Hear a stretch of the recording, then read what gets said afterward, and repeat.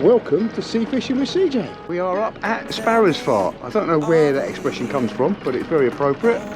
We're up early, sun hasn't even cracked the horizon yet, and we're off down the river and we're going out fishing.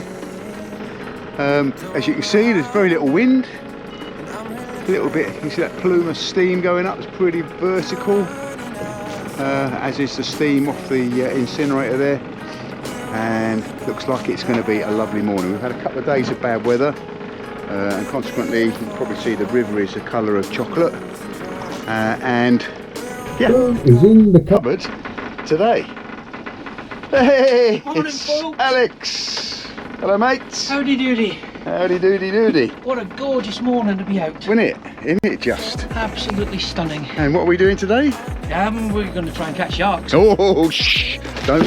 That's jinxed us to catching nothing now. No, Dover sharks. Dover sharks. Called Yeah. dogfish. Yeah, Dover sharks. Yeah, New Haven sharks. Definitely dogfish. Right. So we're going to head off down the river there. You can see the river, which is always a good sign. Let's get out there. Well, looking out to sea, and it is a glass off at the moment. I don't know what it's going to be like during the day. There is a little bit of wind. It's a bit sort of southeasterly, but variable.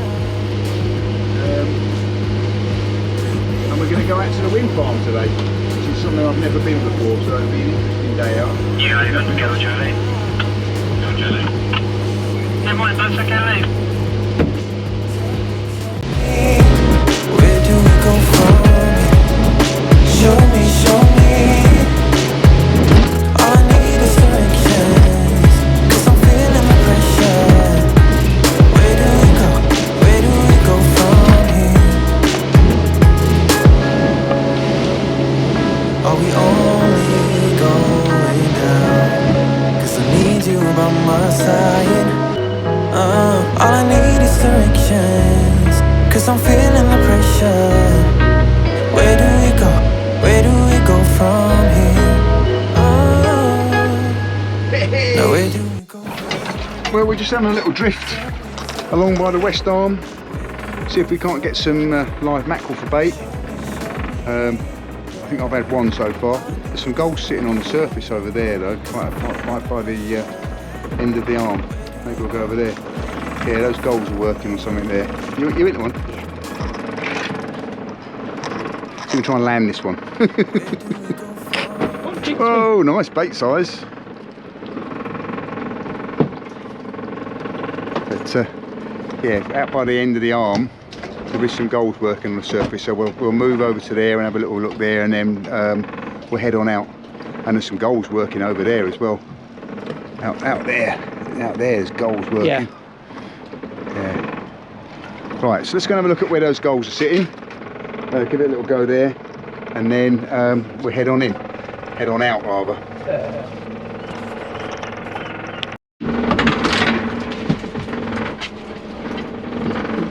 Stop!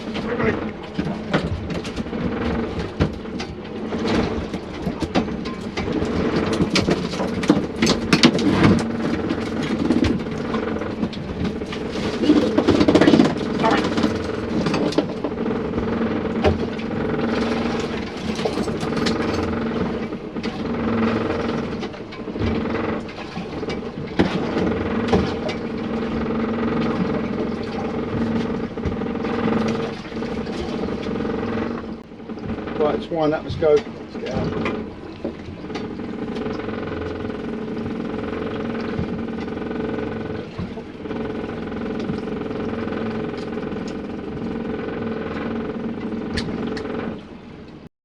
Well, we've got to where we're going, just on the eastern edge of the Windfarm at the moment, and there they are, great big fans that make the earth go round. We're going to have a little drift about for a minute and see if we can't pick up some mackerel. I think there must be some mackerel around because we've passed some gannets on the way out here, so there's got to be some mackerel about. There's actually quite a lot of charter boats out this way coming out. There's a potting boat there as well. It's a busy little place. It's the first time I've ever been into the Windfarm, so it's interesting. It's going to be interesting. A different day. See if we can get some mackerel though. That's the important thing. We need some fresh bait. There's some quite broken ground in amongst this lot, so perhaps drag a bait across there while we're drifting about.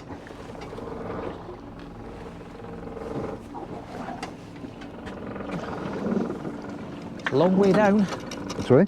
It's a long way down. Yeah, it's not. It's 100, only 120 feet of water. A bit further than where we were sitting fishing by the West Arm.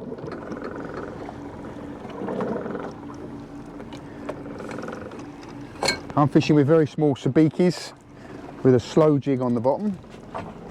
So slow jig, in case there's anything bigger down there, but also it acts as an attractor to the mackerel. And sabikis, just in case there's any herrings, launce, or anything else, to be quite honest, as well as mackerel. It's gone a bit dark, hasn't it?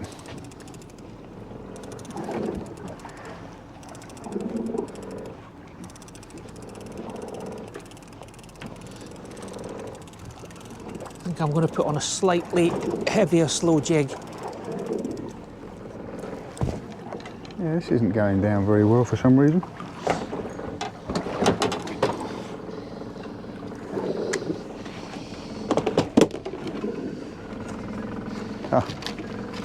Because we've been towing a rope all the time out here. So let's get the front of the boat and sort that out.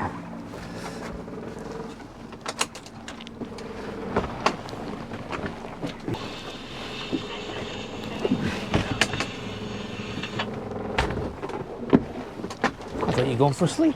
Sorry? I thought you'd gone for a sleep. No, the bow rope we dragged it all the way out here. Okay. Fallen off the bow. I'm not sure if it's not gone around the prop, but we'll see.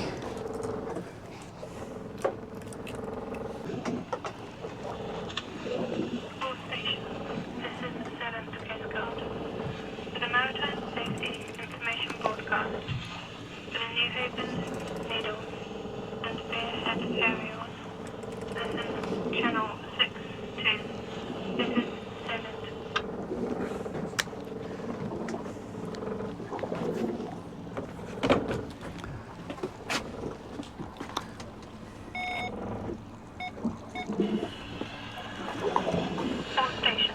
A couple of floats out now, drifting along. Unfortunately, the wind and the tide are in the same direction, so in theory it's not the best because we're going to get pushed ahead of our slick as opposed to having the slick running away behind us.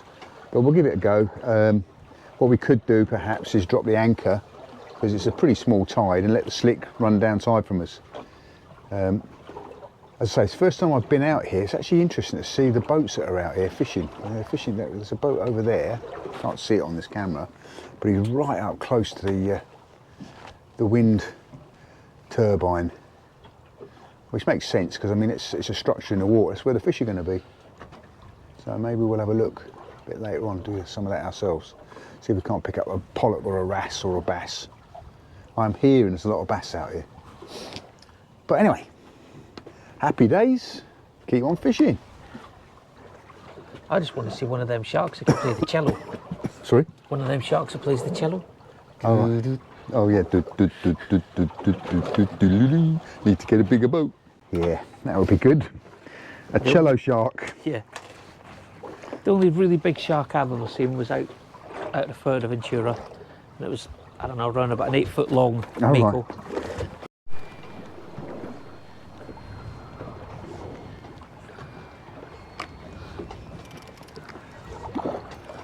I don't know if you get an idea of scale when you're looking up at this through this little camera, but it is big. That is a big fan, or propeller, or windmill, or wind turbine, whatever you like to call it. Big old chunk of metal. And if you think that goes all the way down to the seabed, and we're in 100 feet of water, so there's another 100 feet of this under the water. It almost gives you the feeling that you need to duck. Yeah, well, I mean, we need to take the aerial down. I mean, it's high tide at the moment, So we will get some sort of an idea of the tide as the tide starts to drop, if we're still out here. Yeah, big old things. When you're looking at them off the beach or off the shore, they look like they're really close. It's not until you start steaming out to them that you realise actually how big they are and how far out they are.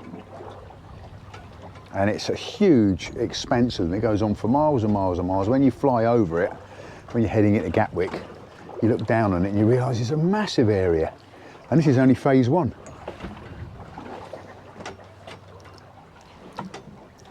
Spectacular piece of engineering. I might be close enough to cast a lure at that now, so let's have a little go at that. Right, well, it's a bit quiet at the moment, so I'm gonna surefire, guaranteed way of ensuring that something happens is get a cup of tea in your hand.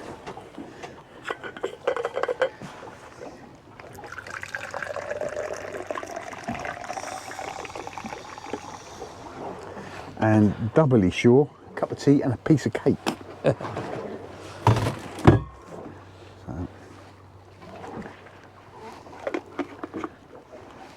Tea and an almond tart. I've been liking a good almond tart.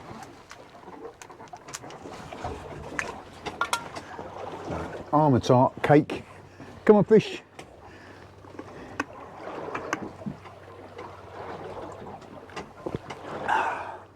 We are just drifting on the wind at the moment. There's definitely southeasterly wind and we're drifting on it. Very little tide, but there is a nice oily slick stretching away from us, from the chum. Wish I brought some squid or whatever to tip off the feathers.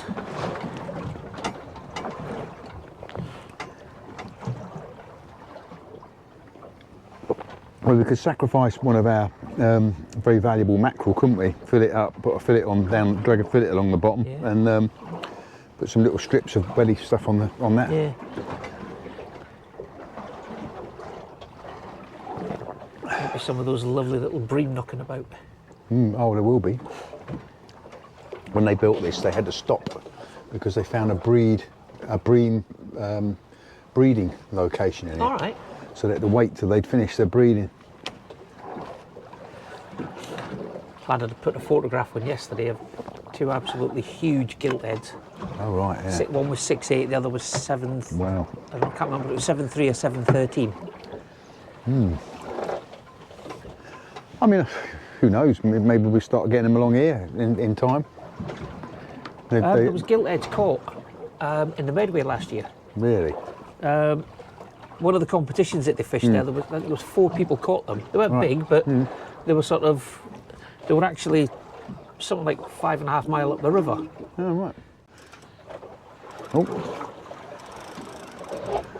Alex is into something. Was that bouncing feathers on the bottom? Or? Yeah, literally right on the bottom. Scad then. It's scad. But never mind, good bait. What we're trying to do.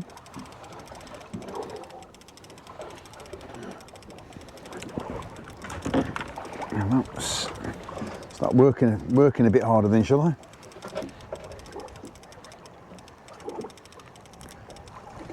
And it is scad, well called.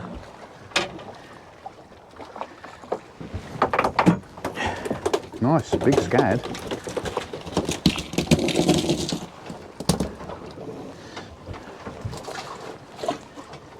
Oh well, shark bait. Yeah. Well called, that man. Yeah. Conger like them too. Pardon? Conger do like them too. Yeah. Especially, and bass, the little ones, little tiny joey scad, great live bait bass, live bait for bass. Still got a slick trail going off down tide there, or away from us, which is good to see. And the floats are in it.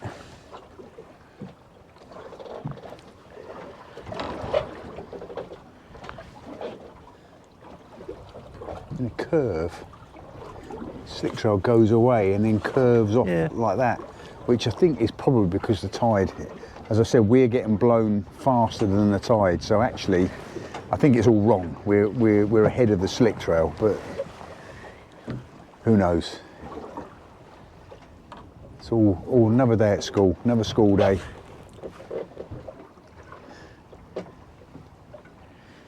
This time next year we'll be experts. Yeah. Get back on the slick when I just rounded in my live bait, and it's still alive, but it has been well and truly noshed. I would think that's a cuttlefish that's done that, because it's worked its way all the way around. There's also one, because you said they quite often bite on the back of the head, didn't you? Yeah. But it started there and it's kind of all the way down. Yeah. Fascinating. The mackerel's still alive, but we'll chop him up as chop bait, and we'll put a fresh one on when we start again. But what we've noticed the licence boats doing is they're right in close against the masts of these turbines, catching mackerel. So we're going to go in and see if we can get a bag full of mackerel, because we've been struggling to get them more than a couple. Well, we thought we'd come in and have a go close to some of these towers so we can get some mackerel, because the charter boat was in here just now. He was catching loads, but the tide has picked up and it's just changed the dynamic of it. So we're going to try a different one. Same time as that's happening, I've been having camera problems. Hopefully it's working now. Sun's come out. And then what I think we might do is we might go and find a bit of rough ground and anchor up and let the slick run down tide from us. Put some balloons out in the tide and put some baits down on the bottom. That's what I think we're going to do. But we'll have another go next to one of these towers, see if we can't pick up some mackerel. Alex is whistling up the wind. I can hear somebody whistling and it ain't me. I was singing to myself. Oh, you got a little... Never mind. Yeah, as I say, first time I've been out in the Windfarm. Every day's a school day, and definitely learning stuff. It's different out here. It's different challenges. Those blades are just immense. Yeah. They're just scary big. And they're obviously quite flexible and light, because they bend. You can see them bending in the wind. So I guess there's some sort of fiberglass. You can see it quite clearly on that one out there. You can see them bending. The one that yeah, see one side on, you can see them bending in the wind. I mean, I guess they have to. No doubt it's carbon fibre, strong as anything, but lightweight. Got to be lightweight, haven't they? So. Amazing bit of engineering. Yeah. It just seems to be when you've got a tide that flows every day, twice a day, and we're using wind to make electricity. It just seems bizarre, because it's either too strong or it's not strong enough. But I guess the tidal thing is difficult as well. You've got waves. I mean, these waves, there's energy in the waves.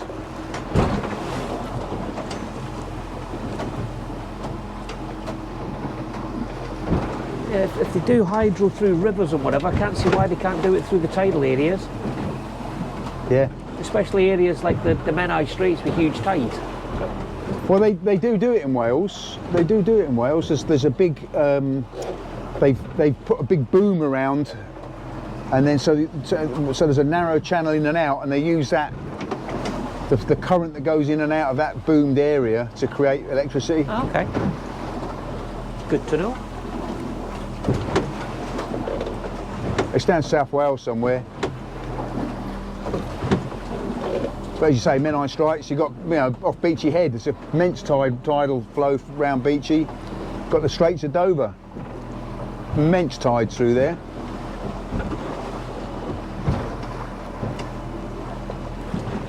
So it's like changing tactics now, because the tide and the wind are in the same direction virtually. Basically what's happening was we were moving ahead of the slick rather than having the slick leading away from us. So any fish that picks up on the slick would have swum away from the boat rather than towards it. So it's only small tides today. So we've dropped the anchor. We're between two of the big turbines, and we're floating the baits down into the slick. So hopefully we'll see how that works. Most people drift when they're shark fishing, but as I say, I think the weather forecast or the weather conditions don't lend themselves for that. And at the same time that we're doing that, we've got some bottom baits down, see if we can't pick up a taupe. Put one of the frozen blocks of chum onto the anchor, so we should get a little slick trail going behind the boat at depth as well. If nothing else, we'll catch loads of dogfish. But we're yet to get the skunk. Oh no, I tell a lie. No, we have got the skunk out of the boat because Alex had some pouting. So we have got the skunk out of the boat, haven't we, Alex? Unfortunately, yes. The pouting king. Pouting, yes. Yeah. I said I was coming out for pouting and dogfish. Yeah, well, you're not wrong. You're halfway there. Of course, Alex's other name is the Ray Man, and I'm quietly confident we might pick a ray up. So let's hope that's the case. Oh, well, you see the live bait rods twitching. Oh, I've got a bite on there, but no, it's the live bait twiggling around down there. So we know the live baits are alive. Just want to hear that ratchet going. Zzz, zzz. That's the next thing. And we're fishing while they're making electricity. I'm going to have to take my top off. I'm bloody hot now. The sun's come out. It's quite warm. It's lovely. And I might be wrong, but I get a feeling the wind's died down a little bit. Yeah, anyway.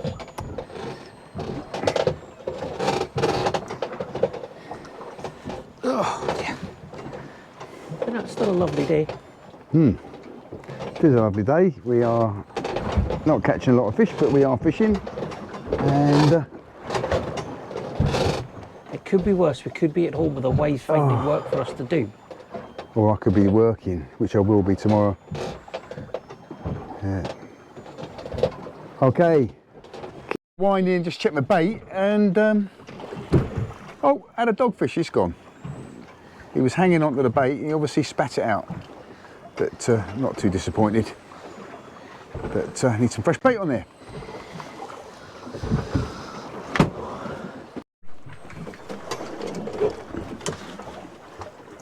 Something still there. Whoa, something definitely there. Probably just a dogfish.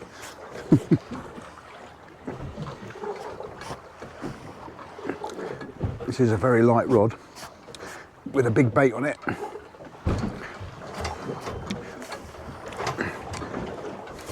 Maybe I'm going to be the Ray Man today. Could be.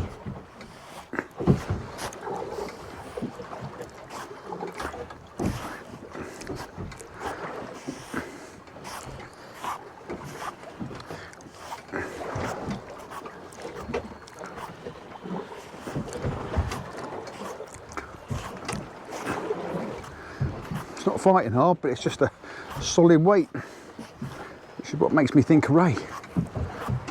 12-pound lobster. Yeah, oh, that'd be nice.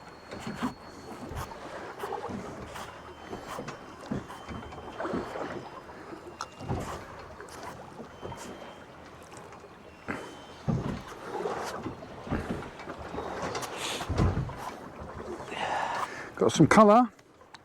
Got some colour. I'm thinking Raymondo. Not a big one. In fact, I'll go as far as say it's a little one. But welcome sight.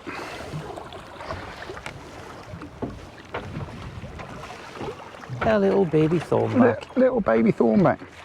Hook was bigger than its mouth.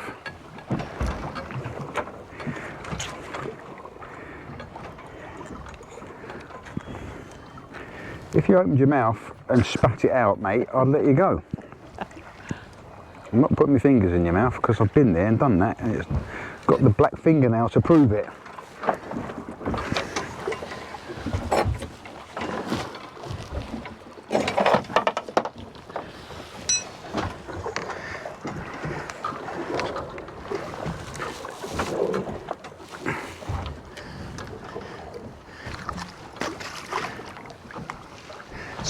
little thornback, swim. He doesn't know it's released. Come on, turn over.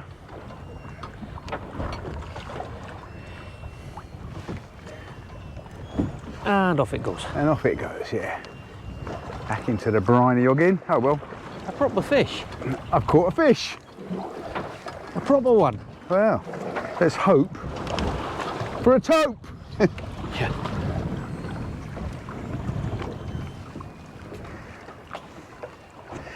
Where there's little thornbacks, there's big undulates. Let's hope. Honestly, I would settle for a small undulate. Yeah. Or a blonde. Or a spotted. I had a spotted ray off here last year or year before last. We're into another one.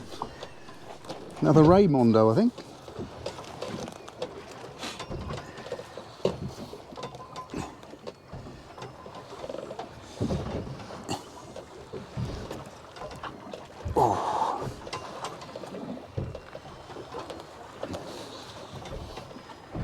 As Matt Hayes would say, they don't half hang on. Don't half hang on. They don't half hang on. That's it, yeah, don't half hang on.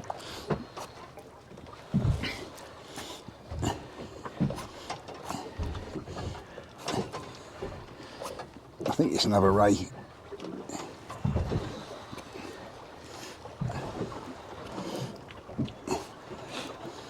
This is I took the viewer's advice, and I use blunt hooks now, so you catch more than I do.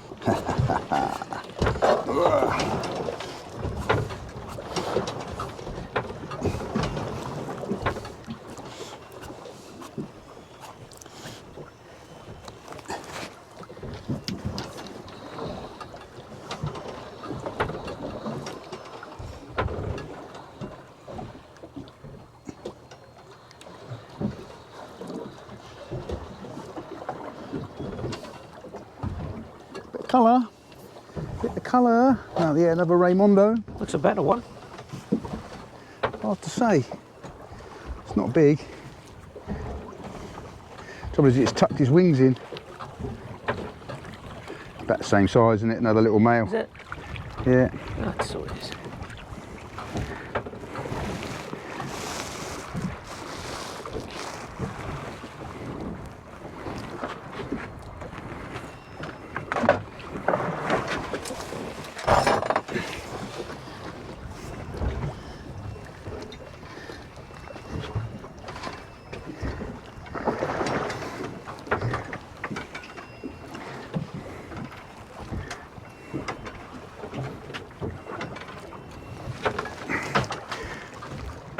Yep.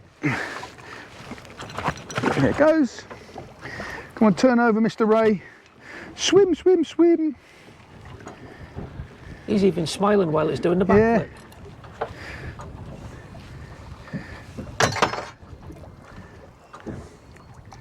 Come on, turn over. And he's turned over and he's away.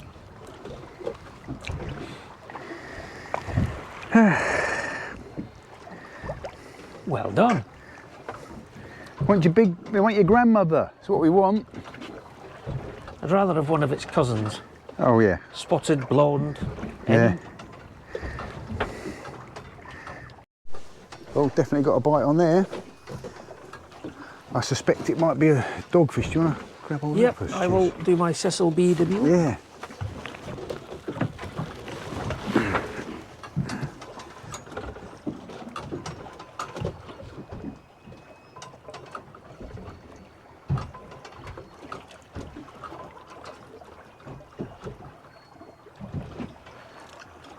What's happening now?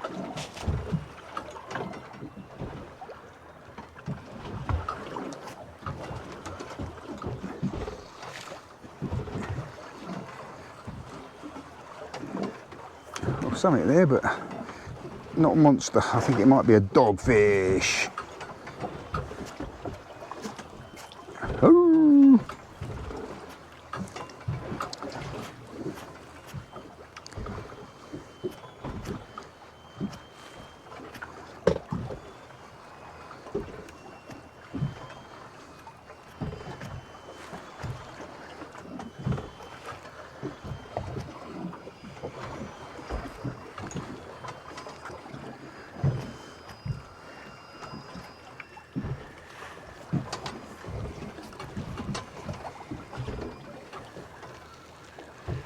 Oh, it's a dogfish, but it's a very small dogfish, and it's let go of the bait. So, little dogfish, so small they can't get the hooks in their mouths. That's probably explaining what's been noshing our baits. I think so. Yeah.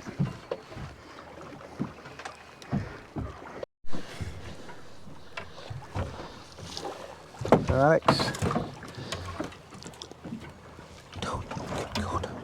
And it's a greedy one. Not only could he get the hook in his mouth, but he could get it all the way down to his bottom of his stomach. Yeah, this is going to be fun. Yeah. So, yeah, it might be easy to get that out, I don't think. Because we're going to start drifting again. If you look over this way, you can see that the wind turbines are still getting a bit of wind. But if you go a little bit further offshore, they've stopped. So I'm guessing that out there, there's little wind. So we're up anchor, up drift, and we're going to head up to the east to try and fish a wreck that's east of us here and say goodbye to the wind farm. So, goodbye wind farm! Oh. Goodbye wind farm! And, oh! The car park is a bit bumpy.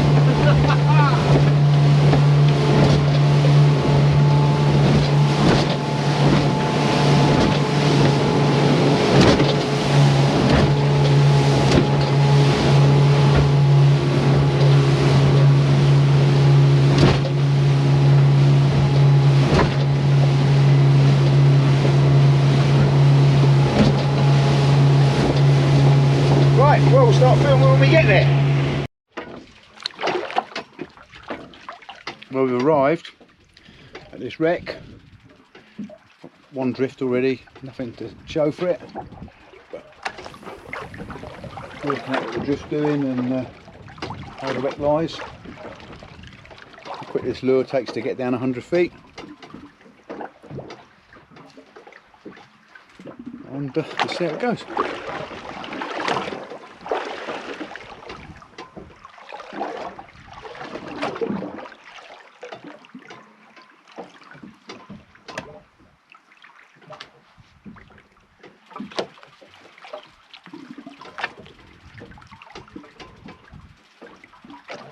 Oh, it's a big jellyfish in the water. Yeah.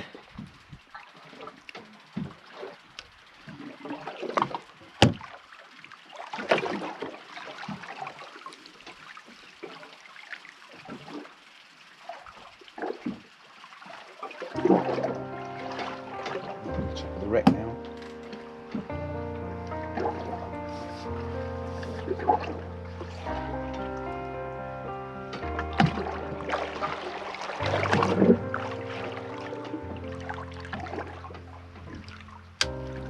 Drowned too deep, no strength to fight.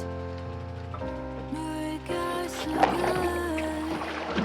good, let go aside.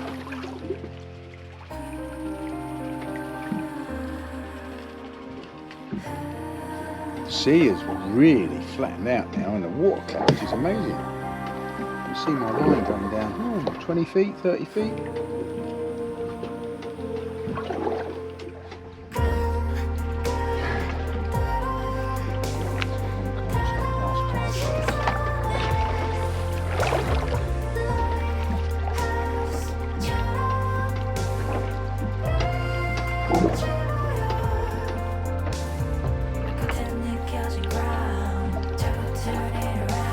Yeah, the charting for this wreck, it's not very well done at all. You can't see anything on the bottom, no detail on the bottom at all. So it's just probably an area that's not been done yet.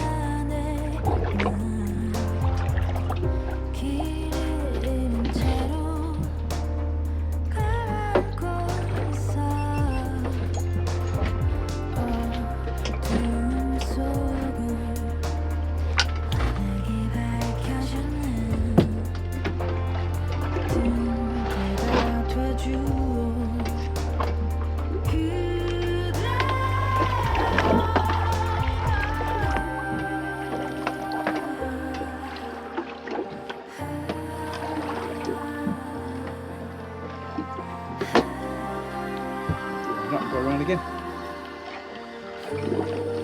I'm fishing with these Sakura solar meals, a bigger one than I was using the other day.